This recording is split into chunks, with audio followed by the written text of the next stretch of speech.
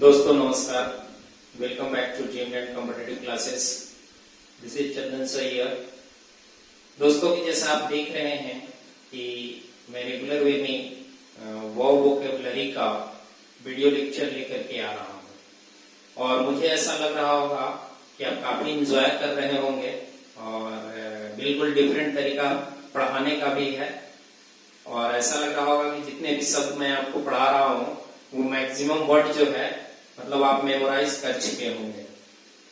तो आज मैं आपको बताऊं कि जितने भी मैं आपको पढ़ा रहा हूं इससे रिलेटेड मैं एक क्वेश्चन का एपिसोड लेकर के आऊंगा। वो क्वेश्चन आपको पहले मैं दे दूंगा और उसके बाद जो है वो आप बना करके देंगे और मैं उसका सॉल्यूशन करवा दूंगा। ठीक है, तो जितने भी एपिसोड मैं आपको दे रहा हूं ये वर्ब से रिलेटेड, इसका मैं एक स्पेशल सेंटेंस में पिरोऊंगा और उस सेंटेंस में फिल इन द ब्लैंक्स के रूप में रहेंगे और वो मैं आपको दूंगा, आपको बनाना है, फिर मैं आपको शुरू करके वो बताऊंगा। इसलिए बहुत ईमानदारी के साथ पढ़ाई कीजिएगा, ऐसा मत समझिएगा कि सर तो है नहीं तो डर कोई किसी बात की नहीं है। ठीक है ना, सर आपसे क्वेश्चन जरूर पूछेंगे, इतना ध्यान रखिएगा। और मुझे पता है कि बहुत सारे बच्चे जो हैं वो पढ़ रहे हैं, ठीक है, और ये भी पता है कि कुछ बच्चे ऐसे भी हैं जिनको लग रहा है चलो एक बार देख लिए खत्म हो गया। ठीक है ना, तो ध्यान दीजिएगा कि जिस तरह मैं आपको ये वर्ब पढ़ा रहा हूं शायद ऐसा आपको बुक्स में भी नहीं मिलेंगे। ठीक है ना, ये हम नहीं आप ही खुद बता पाएंगे।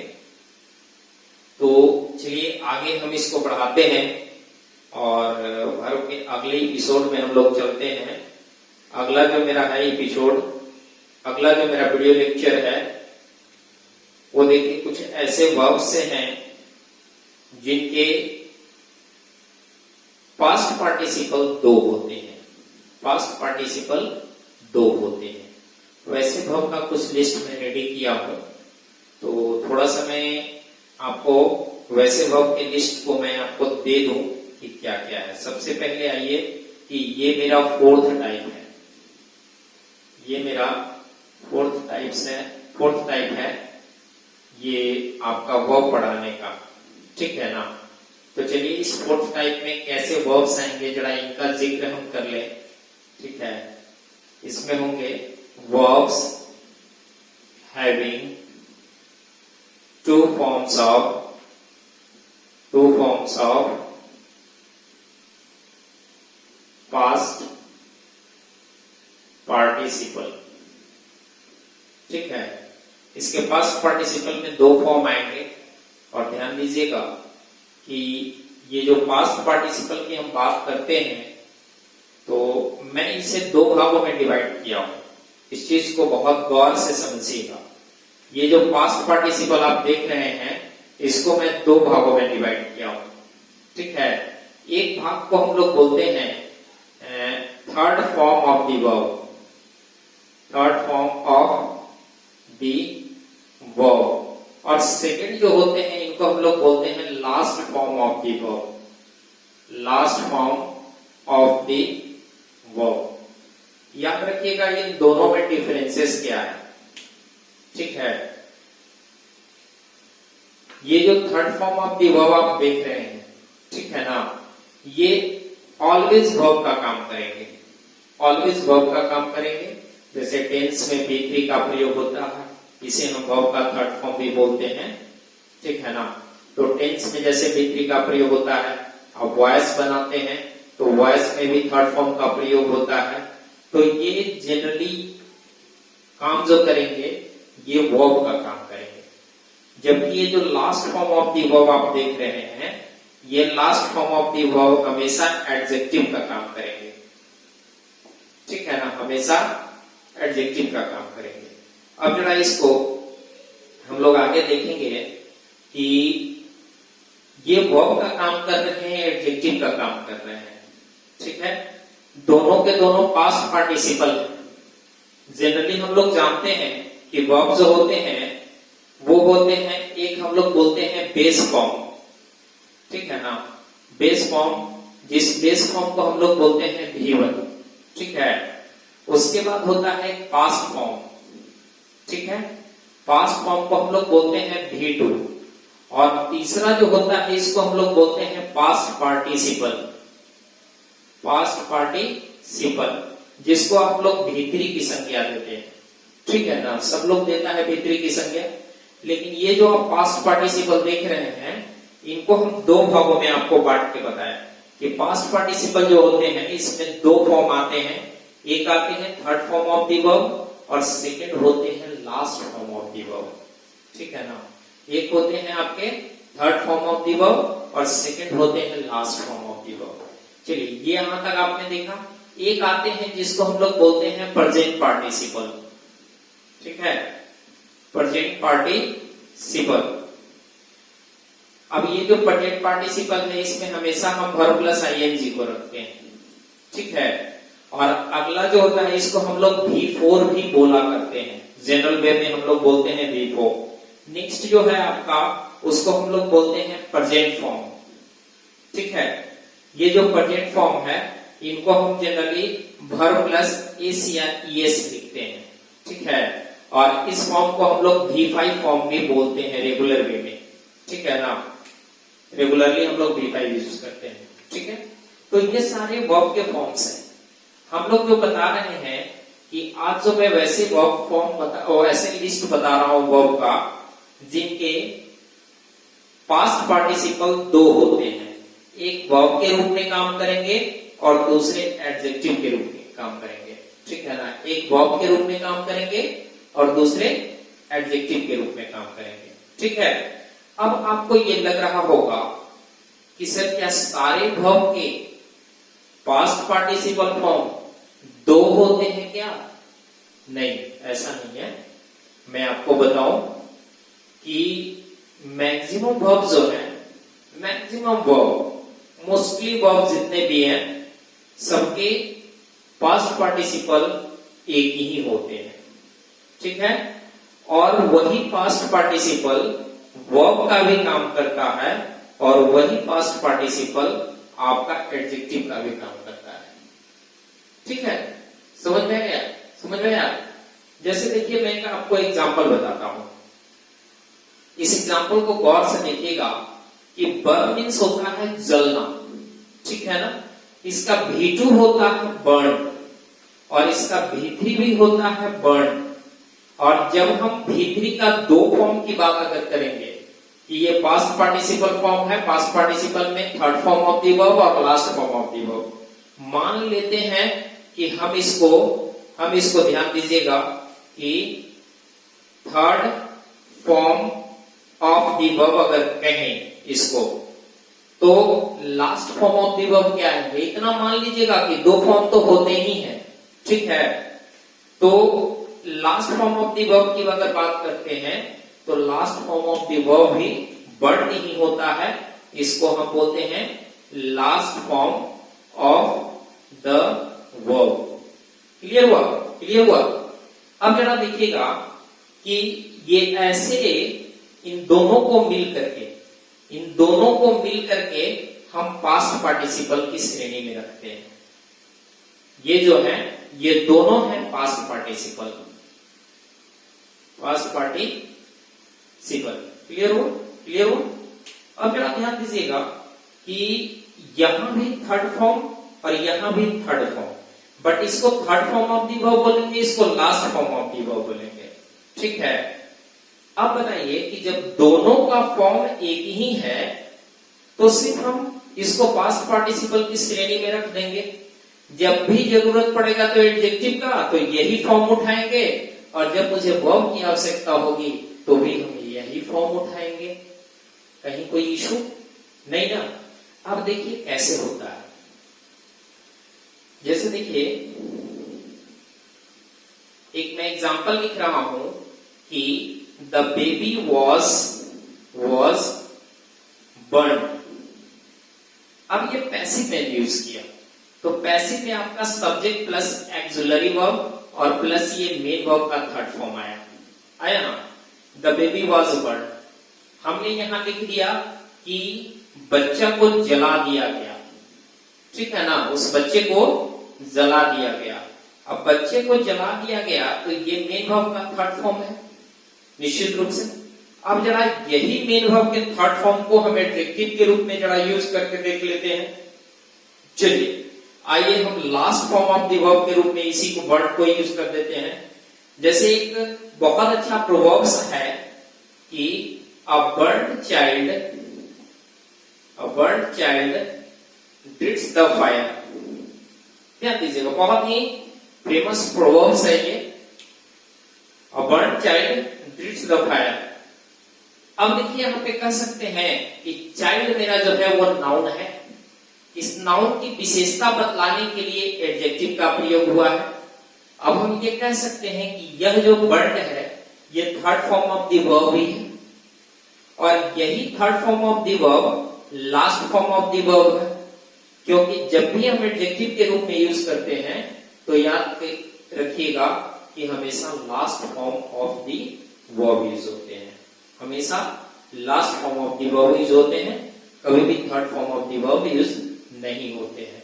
तो ऐसा माना जाता है कि मैक्सिमम वर्ब का last form of the verb हो या third form of the verb, दोनों एक ही होते हैं, तब तो किसी को भी हम ले सकते हैं। ठीक है, तो यहां चाइल्ड के पहले बर्न्ड आ गया। बर्न्ड एक एडजेक्टिव है, इसका मतलब है कि यह बर्न्ड जो है यहां पर इस सेंटेंस में last form of the verb का काम कर रहा है, जबकि वही बर्न्ड इस सेंटेंस में third form of the verb का काम कर रहा है।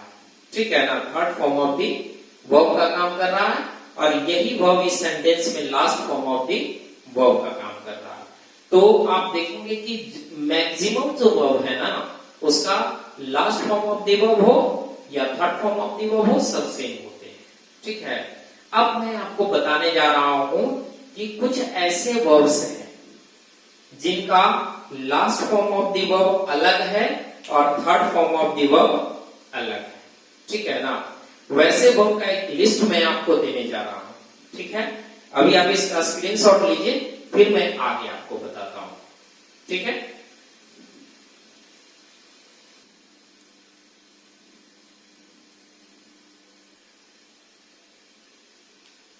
चलिए तो हम लोग आगे देखते हैं, और अगला जो हम लोग बताने जा रहे हैं, मैं आपको बताने जा रहा हूं, वो मैं अभी आपको एक लिस्ट दे रहा हूं। ठीक है ना, और इस लिस्ट के बाद मैं आपको बताऊंगा। तो सबसे पहले थोड़ा सा मैं अभी जो बताया कि last form of the verb और third form of the verb same सेम हो गए। अब यहां हम देखते हैं, यहां पे एक वर्ड और, सिंक मीन्स होता है डूबना। ठीक है ना, इसका V2 होता है सैंक, और इसका V2 होता है, V3 होता है संक। ठीक है, अब जैसे ही इसका पास्ट पार्टिसिपल की बात करेंगे, ध्यान दीजिएगा यहाँ पे कि ये हुआ आपका V1, जिसको हम लोग बोलेंगे बेस फॉर्म, ये हुआ आपका V2, जिसको हम लोग बोलते हैं पास्ट, और ये जो है पास्ट पार्टिसिपल है। ठीक है, इसको हम लोग बोलते हैं पास्ट पार्टिसिपल। अब जब पास्ट पार्टिसिपल की बात करते हैं तो यहाँ पे दो फॉर्म आते हैं, एक संक हो गए और दूसरा होते हैं संकिन।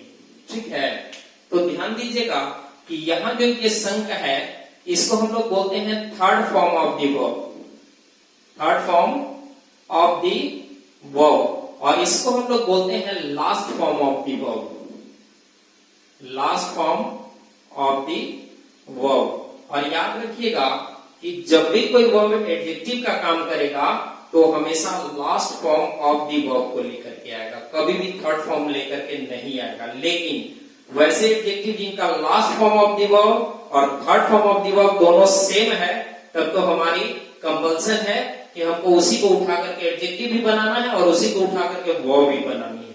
ठीक है, लेकिन यदि दोनों अलग अलग फॉर्म होंगे तो हमें हमेशा last form of the verb उठा करके हमें एडजेक्टिव का पार्ट बनानी है। ठीक है, तो अब जरा देखिए कि अब इस सेंटेंस को हम बनाते हैं। ठीक है, कि द शीप हैज, अब यहां पे हम क्या लिखेंगे, संक इन द शी। अब ध्यान दीजिएगा कि यहां पे हम लिखे हैं हैज, एक्सुलरी वर्ब, और इस हैज के बाद मेन वर्ब का थर्ड फॉर्म आया है, ठीक है ना, third form of the main verb आया है। अब इसी सेंटेंस को जरा एक और हम लिखते हैं कि अ संक या sunken sheep has not been found, ठीक है। अब जरा ध्यान दीजिएगा कि अगर मैं कहूं कि ये sheep जो है हमारा नाउन है, तो नाउन की विशेषता बतलाने के लिए हमारा कौन आ सकता है, एडजेक्टिव आ सकता है। जब नाउन की विशेषता बतलाने के लिए हमारा एडजेक्टिव आ सकता है, तो हम जानते हैं कि एडजेक्टिव के रूप में हमारा पास्ट पार्टिसिपल का प्रयोग होता है, ठीक है ना। पास्ट पार्टिसिपल के हम दो फॉर्म बताए हैं, एक फॉर्म बताए हैं third form of the verb, जो कि कभी भी एडजेक्टिव के रूप में इस्तेमाल नहीं हो सकते हैं, और दूसरा फॉर्म जो हम आपको बता रहे हैं इसे हम बोलते हैं last form of the verb, और यही last form of the verb जो होते हैं वो एडजेक्टिव का काम करते हैं। अब मुझे यहाँ दोनों फॉर्म अलग अलग है, तो अलग अलग हैं, तो मेरा वर्ब के रूप में आया तो हम third form of the verb लगाए, और जैसे ही मेरा एडजेक्टिव के रूप में आएगा तो हम last form of the verb लगाएंगे। Last form of the verb क्या है, संकेन, यानी यहाँ पे संग जो है वो गलत हो जाएगा, ठीक है। अब मुझे लगता है कि आपको ये last form of the verb और third form of the verb समझ में आ गया होगा, ठीक है। अब हम लोग आगे बढ़ते हैं और अब आपको लिस्ट देते हैं उस वर्ब्स का जिनके last form of the verb और third form of the verb अलग अलग हैं, ठीक है। तो चलिए आगे हम लोग बढ़ते हैं इसमें।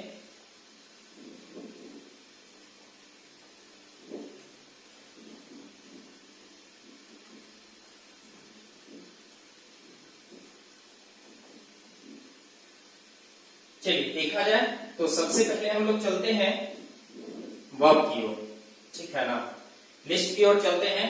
तो सबसे फर्स्ट श्रेणी में आते हैं हम लोग बियर, ठीक है ना।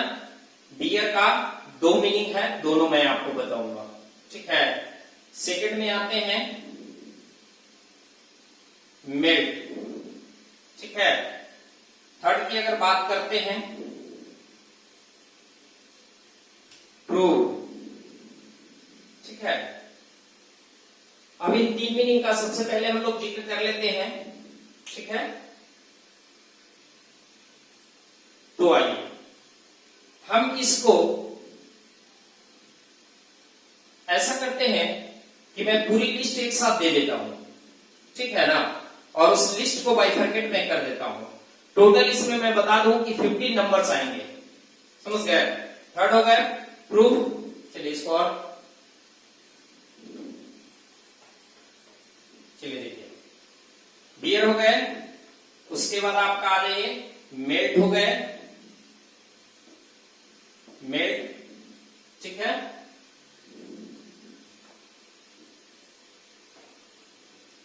थर्ड आइए, थर्ड हो गया आपका प्रूफ हो गए। फोर्थ में आइए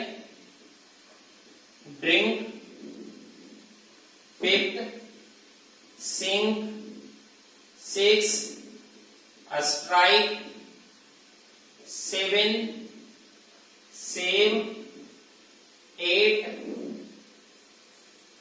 बाइंड, ठीक है ना। चलिए ये 8 का जिक्र मैं आपको किया हूं, पहले 8 का जिक्र समझ लीजिए, उसके बाद आगे हम लोग पढ़ेंगे, ठीक है। आइए ये जो आप देख रहे हैं कि ये 3 वर्ड्स हैं, यहां पे बाकी दे ही देते हैं। चलिए देख लीजिए इसको भी। 9 में जो वर्ड आ जाएंगे, ठीक है ना, वो आ जाएंगे क्लीव। 10 में जो आ जाएंगे क्लीव, गेट, लोड,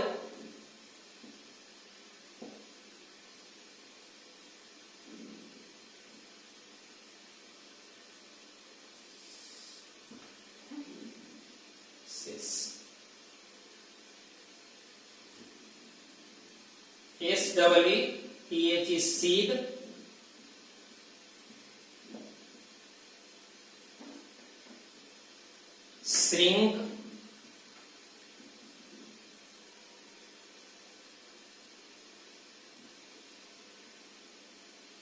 सेव हो गया है क्या? चलिए, सेव हो गया है। श्रिंक, इंग्रेव, पहले ये आइए, इंग्रेव,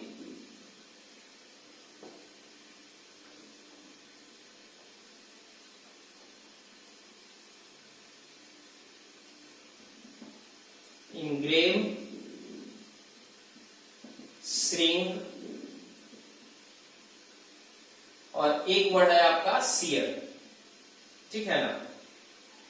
ध्यान दीजिएगा, ये टोटल 15 वर्ड्स मैं आपको दे रहा हूं। ठीक है, इस 15 वर्ड्स को आपको लग रहा होगा कि सर आखिर याद कैसे करें, याद करने में समस्या हो रही है। तो जनरली मैं आपको बताऊं कि जितने भी मैं आपको वोकैब पढ़ा रहा हूं या वर्ब पढ़ा रहा हूं, इस वर्ब में हम जनरली क्या कर रहा हूं, याद करने का तरीका भी मैं आपको बताते चल रहा हूं। तो यहां भी मैं आपको याद करने का तरीका जरूर बताऊंगा। तो सबसे पहले आइए हम लोग चलते हैं कि ये पार्टिकुलर 3 वर्ड्स आप देख रहे हैं, बी एंड पे। ठीक है ना? इसको पूरी तरह मैं आपको वैकेंसी पे बांट के बताता हूं। जनरली आप लोग कंपटीशन की तैयारी कर रहे हैं, तो कंपटीशन की तैयारी कर रहे हैं तो बहुत सारी वैकेंसीज मार्केट में आती हैं। ठीक है, तो सबसे पहली वैकेंसी आप देखिए, सबसे छोटे लेवल से हम लोग चलते हैं, बीएमपी, जिसको बोलते हैं बिहार मिलिट्री पुलिस, बोलते हैं ना। इस बीएमपी से आपका ये है बियर, मेल्ट और प्रूव। ठीक है ना? अब बीएमपी का वैकेंसी आप भरते हैं, तैयारी करते हैं। चलिए आगे बढ़ते हैं। अगला जो आप एक बता देते हैं कि दिल्ली जल बोर्ड का एक वैकेंसी आती है। ठीक है ना? दिल्ली जल बोर्ड का एक वैकेंसी आती है, जिसको हम लोग बोलते हैं DSSB। ठीक है ना? इसको बोलते हैं Delhi subordinate service selection board. ठीक है ना? Delhi subordinate service selection board एक वैकेंसी आती है। मैं भी उस वैकेंसी में अपीयर हुआ था, मैं एग्जाम दिया था और ऑल ओवर इंडिया में 13th रैंक में पाया था। ठीक है, तो चलिए आइए देखते हैं हम लोग DSSB। D for drink, S for sing, S for strike, S for save और B फॉर बाइट, DSSB। ठीक है, समझ में आ गया? और अब आइए आपके लिए सबसे फेमस, सबसे पॉपुलर और सबसे रेप्यूटेड बोर्ड है। ठीक है ना? जो एक वैकेंसी निकालती है, staff selection board, staff selection commission, SSC एक वैकेंसी निकालती है, जिस वैकेंसी का नाम दिया गया है CGL। ठीक है ना? CGL। अब मैं बता दूं, यह जो वैकेंसी है CGL कंबाइंड ग्रेजुएट लेवल, पता है यूपीएससी और स्टेट पीसीएस के बाद सबसे बेस्ट वैकेंसी ये माना जाता है CGL। और बहुत लोगों का ये सपना होता है CGL क्वालिफाई करने का। ठीक है ना? मैं भी CGL 2 बार फाइनलाइज किया हूं। मैं CGL के थ्रू जॉब में भी हूं, मैं जॉब किया भी, जो CGL के थ्रू जॉब छोड़ा भी। ठीक है, तो चलिए आइए CGL। C means clean, G means get, L means load. ठीक है ना? CGL हो गए, हो गए। अब आइए, अगर CGL कंबाइंड ग्रेजुएट लेवल के थ्रू अगर आपको नौकरी मिलती है, ठीक है ना, तो नौकरी मिलती है तो आपको तनख्वाह मिलेगी। तनख्वाह मिलेगी तो उस पर टैक्स लगेगा। जब टैक्स लगेगा तो टैक्स के अलावा सरकार लेती है सेस। ठीक है ना? CESS, CESS, जिसका SESS भी उसको पढ़ते हैं, बोलते हैं, और CESS भी बोलते हैं। समझ गया ना? उसको ACSS भी होता है और CESS भी होता है सेस का। जनरली हम लोग ब्रिटिश लैंग्वेज में जो यूज कर रहे हैं, हम लोग CESS यूज कर रहे हैं, लेकिन ACSS भी होता है। आगे आइए, S for seethe, E for engrave, S for shrink और S फॉर सियर। ठीक है, क्लियर हो गया? क्लियर हो गया? तो ये आपने देखा टोटल 15 वर्ड्स, यानी कितना शब्द मैं आपको बता रहा हूं, कितने वर्ब यहां पे बता रहा हूं, 15 वर्ब्स की मैं बात कर रहा हूं। ठीक है ना? और यही 15 वर्ब्स जो हैं आपके इन लिस्ट में है। और इन 15 वर्ड का V2, V3 और last form of the verb, यानी last form of the verb और third form of the verb अलग अलग होते हैं। ठीक है, चलिए थोड़ा सा मैं आपको इन सब का एक बार मीनिंग बता दूं। बियर मीन्स बर्दाश्त करना, बियर का मतलब जन्म देना, मेट का मतलब पिघलना, प्रूव मीन्स साबित करना, ड्रिंक मीन्स पीना, सिंक मीन्स डूबना, स्ट्राइक का मतलब होता है चोट मारना भी, और स्ट्राइक मीन्स होता है हड़ताल करना भी। सेव, सेव का मतलब क्या होता है? शेविंग करना, है ना, दाढ़ी बनाना। बाइंड मीन्स बांधना। क्लिप, क्लिप का मतलब होता है चीरना या फाड़ना। गेट मीन्स होता है पाना, लोड मीन्स होता है लादना, सीप का मतलब होता है गुस्से से उबलना, ठीक है। इनक्लेव का मतलब होता है नक्काशी करना, जैसे पत्थर वगैरह पे या किसी लकड़ी वगैरह पे जो नक्काशी करते हैं उसको इनक्लेव बोलते हैं। उसके बाद है श्रिंग, ठीक है ना, श्रिंग का मतलब होता है सिकुड़ना, ठीक है ना, श्रिंग का मतलब क्या होता है? सिकुड़ना। और अगला वर्ड है सियर, सियर का मतलब होता है भेड़ से ऊन निकालना, ठीक है, भेड़ से ऊन निकालना। तो शुरू किया जाए, चलिए। तो ये सब आप देख लिए, इसका स्क्रीनशॉट लीजिए, फिर हम लोग आगे बढ़ते हैं।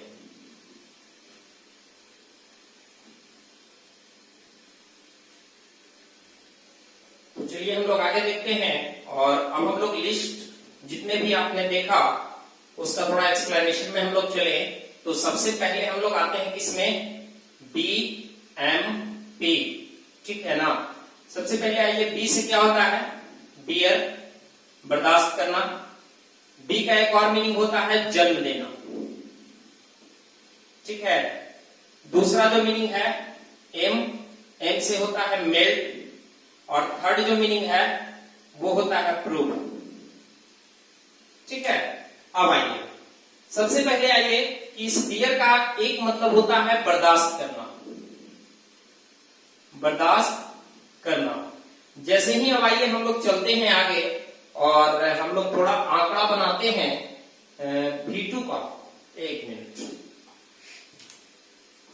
हम लोग देखते हैं कि ये हुआ आपका बेस फॉर्म, ये हुआ आपका बेस फॉर्म, ठीक है। अब आइए हम लोग चलते हैं पास्ट फॉर्म में। पास्ट फॉर्म में जब पास्ट फॉर्म की बात करते हैं तो बियर का बोर हो जाता है, इसका भी बोर हो जाता है।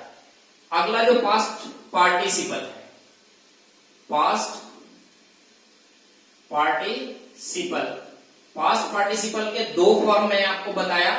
सबसे पहला आइए थर्ड फॉर्म, ठीक है ना, और दूसरा आपको बताते हैं लास्ट फॉर्म, ठीक है।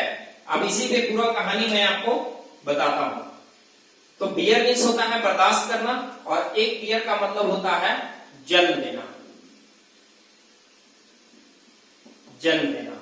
अब जैसे ही बियर का बात करते हैं बर्दाश्त करने का, तो इसका जो V2 होता है वो होता है BORE, बोर। इसका भी V2 होता है BORE, बोर, ठीक है। अब आइए चलते हैं जरा थर्ड फॉर्म में, ठीक है ना। तो थर्ड फॉर्म जो होता है वो होता है BORNE, कब? जब इसका मीनिंग होगा बर्दाश्त करना, और जब इसका मीनिंग होगा जन्म देना तब इसका होता है BORN, बॉर्न, ठीक है। अब आइए, जब लास्ट फॉर्म की बात अगर करते हैं तो लास्ट फॉर्म हमेशा होता है BORN। याद रखिएगा कि लास्ट फॉर्म में ई नहीं होता, ये जो आप यहां लिख रहे हैं BORNE, लास्ट फॉर्म में ई नहीं होता। नेक्स्ट आइए, अगर मेल्ट की बात करते हैं तो मेल्ट का मतलब होता है पिघलना, ठीक है ना। मेल्ट मीन्स क्या होता है? पिघलना। अब ये मेल्ट का मतलब होता है पिघलना, इसका V2 हो जाएगा मेल्टेड, V3 भी हो जाएगा, यानी third form of the verb हो जाएगा मेल्टेड। लेकिन जैसे ही last form of the verb की अगर बात कीजिएगा तब इसका last form of the verb होता है मॉल्टेन, ठीक है। आगे ये प्रूफ, प्रूफ का मतलब होता है साबित करना, साबित करना। जैसे ही प्रूफ की बात करते हैं तो इसका पास्ट फॉर्म होता है प्रूव्ड, ठीक है, और third form of the verb भी होता है प्रूव्ड, ठीक है।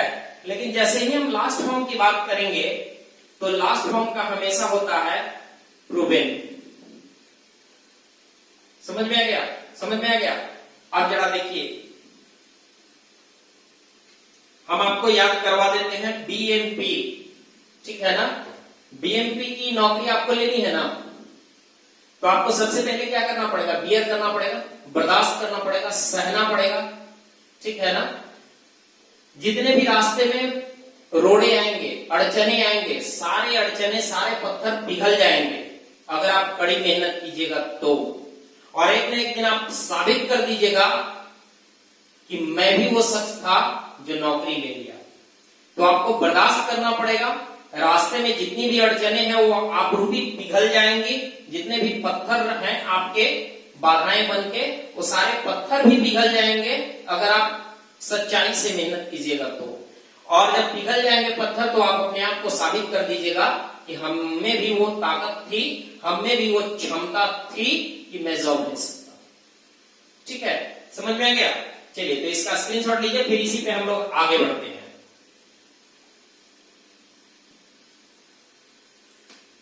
चलिए आगे हम लोग देखते हैं। और अगला जो श्रेणी में आपको बताया था वो श्रेणी है आपका DSSSB। यही था ना, DSSSB, Delhi subordinate service selection board. ठीक है ना, ये वैकेंसी का नाम है, बट इसी वैकेंसी पे मैं आपको बैठा दिया हूं। ठीक है ना, वर्ड क्या क्या है जरा देख लेते हैं। सबसे पहला वर्ड है उसमें जिसको हम लोग बोलते हैं ड्रिंक। ठीक है ना। सेकेंड वर्ड है, एस से आ जाइए, सिंक। थर्ड वर्ड है आपका स्ट्राइक। ठीक है। फोर्थ वर्ड है आपका सेव। और फिफ्थ वर्ड है आपका बाइंड। है ना। हम लोग पिछला जो पढ़े थे वो BMP पढ़े थे, यानी 3 वर्ड्स पढ़े थे। ये आपका फोर्थ हो गया, फिफ्थ हो गया, सिक्स्थ हो गया, सेवेंथ हो गए और 8th हो गए। ठीक है। अब आइए जरा इनकी बात कर लें। तो ड्रिंक का मतलब होता है पीना। ठीक है। सिंक मतलब होता है डूबना। देखिए ध्यान रखिएगा, मेरी हिंदी थोड़ा बहुत कमजोर है और अगर कोई गलती हो तो भूल चूक लेनी देनी। ठीक है। स्ट्राइक का 2 मीनिंग होता है। एक स्ट्राइक का मतलब होता है प्रहार करना, प्रहार करना या फोर्सली किसी पे चोट मारना, फोर्सली किसी पे चोट मारना, यह स्ट्राइक होता है। और एक मीनिंग स्ट्राइक का होता है वो हड़ताल करना। ठीक है ना, हड़ताल करना। समझे? यह स्ट्राइक का 2 मीनिंग होते हैं, एक प्रहार करना और दूसरा हड़ताल करना। एक चीज और मैं बताऊं कि कभी कभी किसी सरकारी ऑर्गेनाइजेशन जो होते हैं, गवर्नमेंट ऑर्गेनाइजेशन, इनके द्वारा अगर किसी बिजनेस प्रेमाइसिस में, ध्यान दीजिए मैं क्या कह रहा हूं, अगर किसी बिजनेस प्रेमाइसिस में अगर छापेमारी के मतलब मद्देनजर अगर वहां जाया जाता है तो वहां भी ये स्ट्राइक शब्द का ही प्रयोग किया जाता है कि the government has strike there. ठीक है। तो वहां भी स्ट्राइक होता है, तो वहां भी प्रहार ही किया जाता है, किसी की अर्थव्यवस्था पे चोट मारा जाता है। जैसे इनकम टैक्स डिपार्टमेंट वाले छापा मारते हैं, है ना, रेड करते हैं, तो उस स्थिति में वहां भी स्ट्राइक किया जाता है। ठीक है।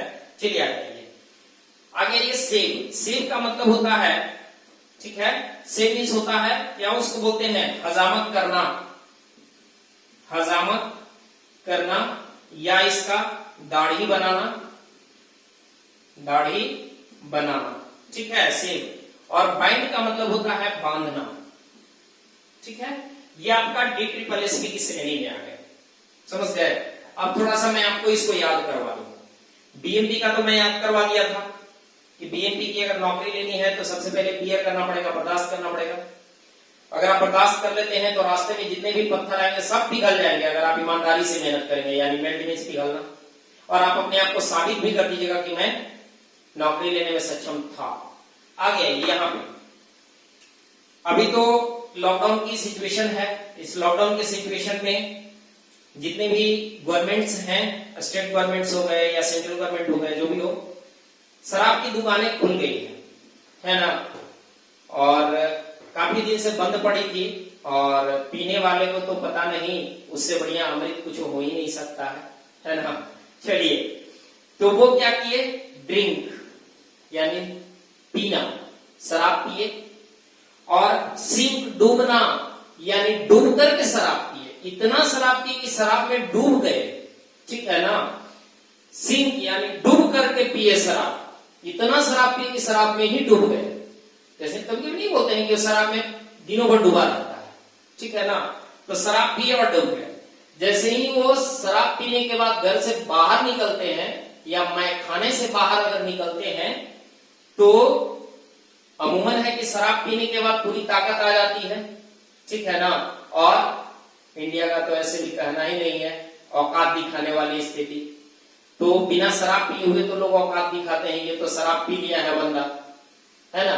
तो ये अपना औकात दिखाने लगता है।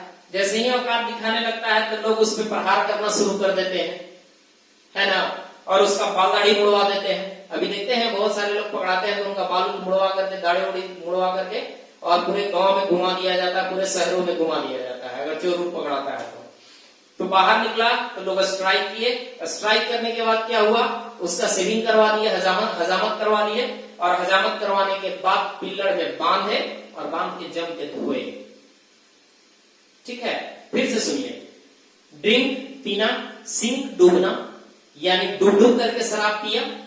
उसके बाद जब बाहर निकला तो अपना औकात दिखाना शुरू कर दिया, तो लोग उस पर स्ट्राइक करना शुरू कर दिए, प्रहार करना शुरू कर दिए, और उसके बाद लोग उसका हजामत बनवा दिए, सेविंग करवा दिए, और करवाने के बाद पिल्लर में बांध करके दे दनादन, ठीक है। चलिए आ जाइए, अब इनका हम भीटू और भीतरी की बात करते हैं। तो सबसे पहले हम ये जानेंगे कि इन सबका भीटू और भीतरी होते क्या है। तो ड्रिंक की बात करते हैं तो ड्रिंक का सब लोग को पता ही होगा कि इसका भीटू होता है ड्रैंक और भीतरी होता है ड्रम, होता है ना। अब आइए, जब last form of the verb की बात अगर करते हैं तो last form of the verb हमेशा ध्यान रखिएगा वो ड्रंकन होता है, ठीक है ना, बिल्कुल अलग होता है। नेक्स्ट है आपका सिंक। सिंक का मतलब होता है डूबना, समझे। तो सिंक का अगर भीटू और भीतरी की अगर बात करते हैं तो क्या होता है, सिंक, सैंक, सिंक, सैंक और संक, ठीक है। अब जब इसका हम last form of the verb की अगर बात करते हैं, इसका सिंक का, ठीक है ना, तो सिंक का last form of the verb होता है संकेन, संकेन, ठीक है ना। अब आइए स्ट्राइक। स्ट्राइक का होता है स्ट्रक, ठीक है ना, इसका भी होता है स्ट्रक। और जैसे ही last form of the verb की बात करते हैं तो last form of the verb होता है स्ट्राइकन, ठीक है। नेक्स्ट आइए सेव। सेव का पास्ट फॉर्म होता है सेव्ड, और third form of the verb होता है सेव्ड, और last form of the verb की अगर बात कीजिएगा तो सेवन हो जाएगा, ठीक है। उसके बाद आइए बाइंड। बाइंड का पास्ट फॉर्म होता है बाउंड, बाउंड, ठीक है ना। और जैसे ही लास्ट फॉर्म की बात कीजिएगा तो हो जाएगा बाउंडेड, ठीक है। क्लियर हो गया, क्लियर हो गया सबको। यानी डी ट्रिपल एस पी की जब हम बात कर रहे हैं तो सबसे पहले पी लेता है ना। उसके बाद ऐसे भी याद है कि सपोज मान लीजिए डी ट्रिपल एस पी की आपकी नौकरी लग जाती है, तो नौकरी लगने के बाद खुशी से झूम उठते हैं और सबसे पहले मैं खाने की ओर चले जाते हैं, है ना। जब मैं खाने की ओर जाते हैं तो आप पीते हैं, और पीते ही नहीं है, डूब जाते हैं शराब में, डूब करके पीते हैं, और जब बाहर निकलते हैं तो अपना औकात दिखाना शुरू कर देते हैं। तो उसके बाद वो लोग आपको पकड़ते हैं और स्ट्राइक करना शुरू कर देते हैं, आपका हजामत बनवा देते हैं और पिलर में बाइंड कर देते हैं, बाइंड करके दे देना, ठीक है। क्लियर हो गया, क्लियर हो गया। चलिए इसका स्क्रीनशॉट लीजिए, फिर हम लोग आगे बढ़ते हैं। चलिए हम लोग देखते हैं अगला। तो अगला जो आपका सीक्वेंट बन रहा है CGL, है ना, CGL। CGL में सबसे पहला वर्ड क्या है, clean, CLEAVE, clean. Second word है जी यानी गेट, और थर्ड वर्ड है लेड, ठीक है ना। एल इसका मतलब लोड, ध्यान दीजिएगा। अब तक हम लोगों ने पढ़ा कि डीएमपी 3 वर्ड्स, DSSB 5 + 3 8, और ये हो गया 9 10 11, ठीक है। 11 वर्ड्स हमारे आ गए। अब जरा देखिए क्लीव का मतलब क्या होता है। क्लीव का मतलब होता है चीरना, चीरना या फाड़ना, चीरना या फाड़ना। गेट मीन्स होता है पाना, और लोड का मतलब होता है लादना, ठीक है, ठीक है। ये तीनों समझ गए। अब जरा आइए हम लोग चलते हैं क्लीव। देखिए क्लीव का V2 और V3, क्लीव का V2 क्लेफ्ट भी होता है, क्लीव का V2 क्लिप्ड भी होता है, और क्लीव का V2 क्लोव भी होता है, ठीक है ना। अगर third form of the verb की अगर बात करते हैं तो third form of the verb जो होते हैं वो क्लेफ्ट भी होते हैं, और third form of the verb जो होंगे वो आपका एक क्लोवेन होते हैं, ठीक है ना। Third form of the verb cleft cleave भी होते हैं, क्लेफ्ट क्लेफ्ट क्लीव्ड और क्लोवेन, ये आपके third form of the verb हो गए, ठीक है। अब आइए हम लोग चलते हैं last form of the verb में, ठीक है ना। अब last form of the verb क्या है इसके बारे में हम लोग जिक्र करते हैं। तो last form of the verb इसका एकमात्र है, वो है आपका क्लोवेन, ठीक है। Last form of the verb इसका जो है वो है क्लोवेन, समझे। अब आइए गेट, गेट की अगर बात करते हैं तो गेट का V2 है आपका क्या, गॉड, और V3 भी क्या है, गॉड, ठीक है। और इसका last form of the verb की बात करेंगे तो इसका last form of the verb आता है गॉटेन, ठीक है। आगे आइए लोड, ठीक है। लोड की जब बात करते हैं तो इसका V2 होता है लोडेड, V3 भी होता है लोडेड, और जैसे ही हम last form of the verb की बात करते हैं तो ये होता है लैडेन, ठीक है। समझ में आया, समझ में आया। अब इसको याद कैसे करेंगे जरा देख लीजिए, इसको भी आपको याद करवा देते हैं। CGL combined graduate level examination, जब सीजीएल की वैकेंसी में आप क्वालिफाई होते हैं, फाइनल सिलेक्शन जब आपका हो जाता है तो आप खुशी से उछल पड़ते हैं। तो दोस्त लोग क्या कहते हैं कि भाई मुझे पार्टी चाहिए, है ना। तो पार्टी का मतलब तो वही होता है, पता है क्या, चिकन, मटन, फिश, यही सब होते हैं। तो मटन की पार्टी देने आप चले तो क्या कीजिएगा, मार्केट जाइएगा, मार्केट में गोट को क्लीन करेगा, ध्यान दीजिए मैं क्या कर रहा हूं, मार्केट में गोट को क्लीन करेगा यानी चिड़ेगा, फाड़ेगा, तब आपको देगा तो आप पाइएगा, गेट मीन्स पाना। जब वो क्लीन करके और आपको देगा तो आप पाइएगा, और पा करके लाद करके लेकर जाइएगा, है ना। लोड मतलब लादना, है ना। अपने कंधों पे लाद करके लेकर के घर जाइएगा। क्लीन में चीरना फाड़ना, पहले चीड़ फाड़ करवाइएगा गोट को, उसके बाद गेट मीन्स पाना, उसके बाद आपको मिलेगा वो, ठीक है ना। और उसके बाद उसको लाद करके आप घर ले जाएंगे। हो गया सीजीएल, क्लियर हो गया, क्लियर हो गया। चलिए अब इसका स्क्रीनशॉट लीजिए, फिर आगे बताते हैं।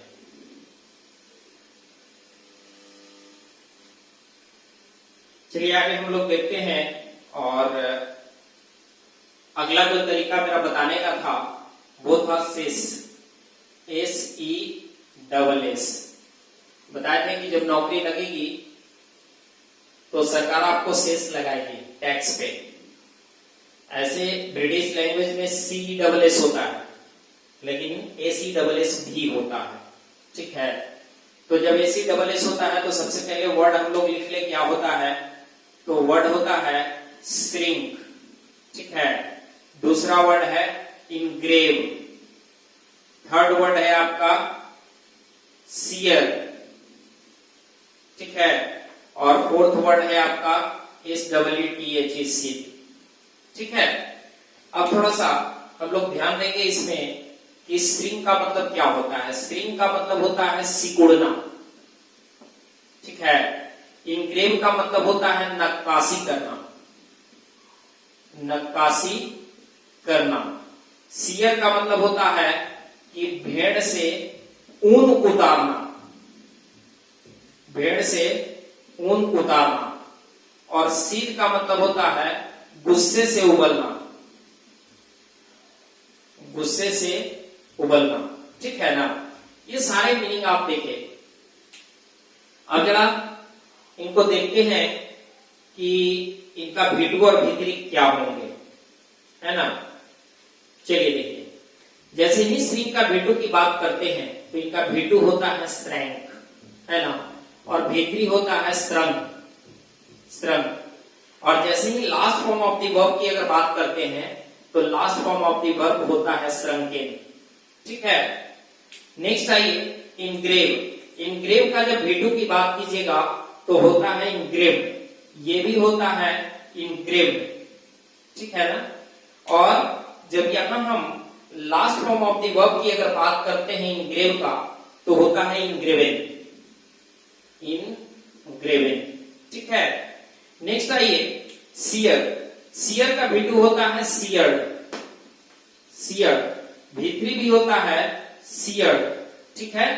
लेकिन जैसे ही हम last form of the verb की बात करते हैं तो होता है सॉन, ठीक है। उसके बाद है सीध। सीध का भिटू होता है सिद्ध, भीतरी होता है सिद्ध, ठीक है ना। अब आइए कि जैसे ही last form of the verb की बात करते हैं तो इसका last form of the verb होता है सॉरेन, ठीक है। क्लियर हो गया। यानी अब तक आपने पढ़ा था 11, ये हो गया आपका 12, 13, 14 और 15। और देखिए मैंने बताया है कि टोटल 15 वर्ब्स ऐसे मैं बता रहा हूं इस लिस्ट में जिनके third form of the verb और last form of the verb दोनों अलग अलग होते हैं। क्लियर हो गया, क्लियर हो गया। कैसा लगा आपको वीडियो? प्लीज आप मुझे जरूर बताएंगे और कमेंट बॉक्स में मुझे बताएंगे कि मेरा पढ़ाने का वे क्या है, कैसा लग रहा है। अगर आपको अच्छा लग रहा है तो प्लीज प्लीज प्लीज कोशिश करें कि इसको ज्यादा से ज्यादा लोगों तक पहुंचाएं। अगर आपको अच्छा लग रहा हो तो, लग रहा हो कि बिल्कुल डिफरेंट वे मिल रहा है पढ़ने का, देखिए इतना डीपली तो सबसे पहले यूट्यूब पे कोई पढ़ाते नहीं, ठीक है। लेकिन मैं कोशिश कर रहा हूं कि जो भी हमारे पास नॉलेज है उस नॉलेज को मैं अपना बेस्ट यूटिलाइज करूं, ठीक है ना। और यूटिलाइज करने का माध्यम सिर्फ और सिर्फ आप लोग हैं, ठीक है। तो प्लीज जो भी आपको अच्छा लगता है आप लाइक कीजिए, कमेंट कीजिए, शेयर कीजिए, जितना हो सके आप करें, ठीक है ना। इससे क्या होगा, हमें और उत्साह बढ़ेगी और ऐसे मैं फ्री ऑफ कॉस्ट इतने अच्छे अच्छे वीडियो आपके लिए लेकर के आऊंगा। इसमें कोई आपको चार्ज नहीं लग रही है। नहीं तो जनरली आप देखेंगे कि YouTube पे जनरली लोक लुभावना चीजें दे दी जाती है पर्टिकुलर चैप्टर का, और उसके बाद बाकी का फिर फी आपको देना होता है, तब जाके प्रॉपर चैप्टर पढ़ पाते हैं। और हम तो वर्क का ऐसा एपिसोड आपको बता रहे हैं कि फिर आपको कहीं पढ़ने की कोई आवश्यकता नहीं है और वर्क निश्चित रूप से आपका कंप्लीट होगा, ठीक है। तो चलिए आज के लिए इतना ही। Best of luck, thank you very much.